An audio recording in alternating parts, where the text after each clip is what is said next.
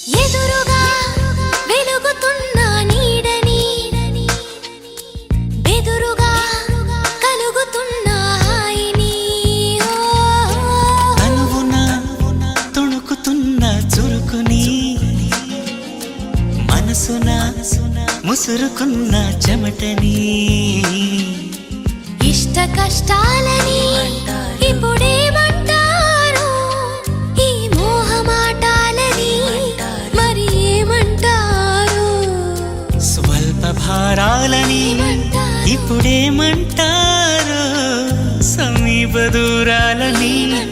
అసలేమంటారు జారే నింగిని దొరలాంటి దొంగని పాడే కొంగుని పరిమళించే రంగుని